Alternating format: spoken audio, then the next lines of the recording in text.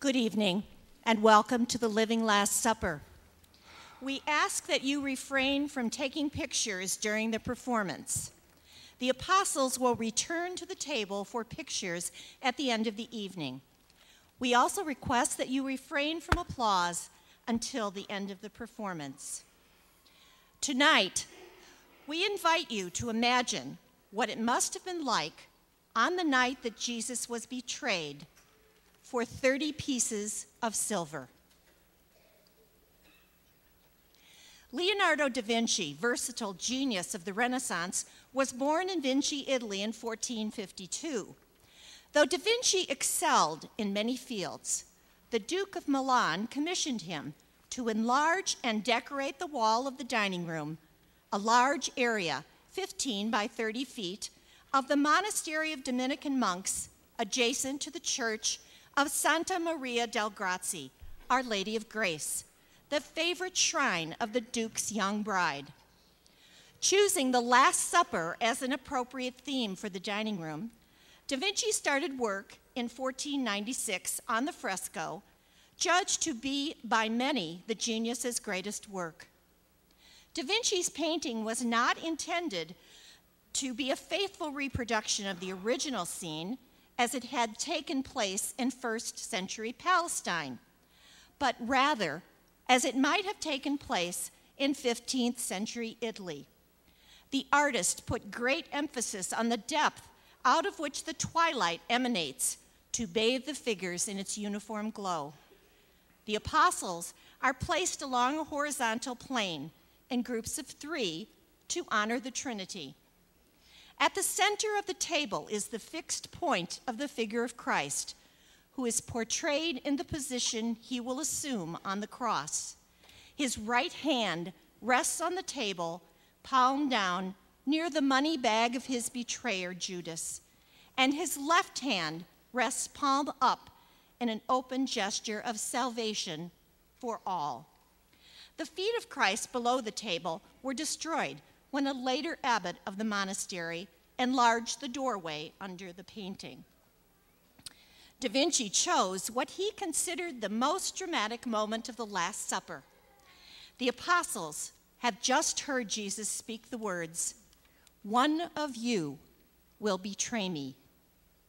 In our living dramatization, the 12 apostles speak their minds to themselves, to each other, and to the Lord, as each one reacts to the words Jesus has just spoken. Are we ready?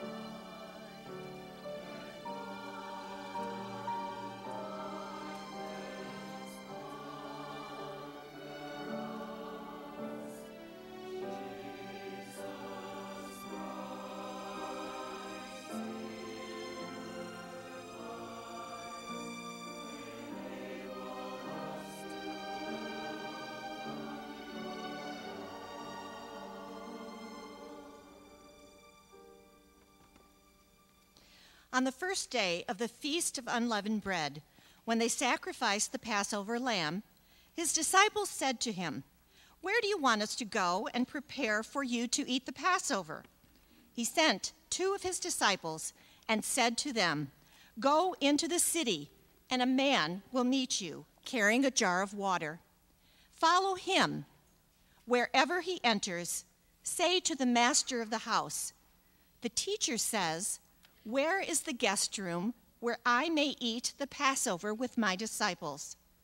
Then he will show you a large upper room, furnished and ready. Make the preparations for us there." The disciples then went off, entered the city, and found it just as he had told them, and they prepared the Passover.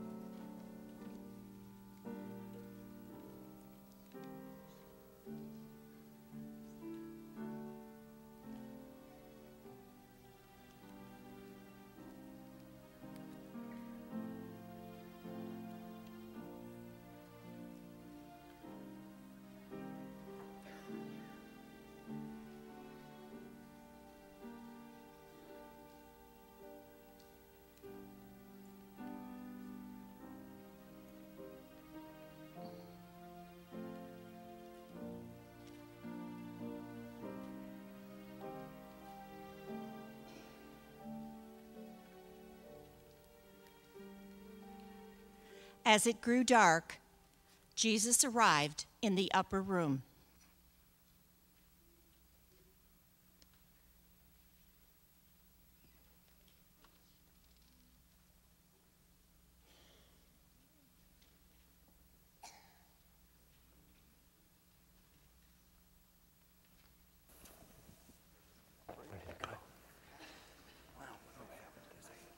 Gathering with the master.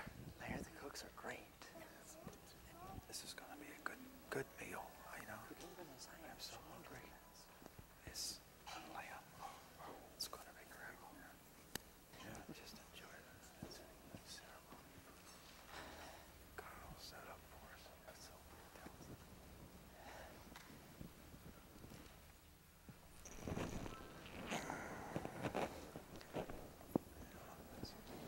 In the course of the meal, Jesus said, I give you my word. One of you will betray me. Yes. One who is here with me now. And the disciples began to be sorrowful and to say to him, one by one, "Is it I? Is it I?"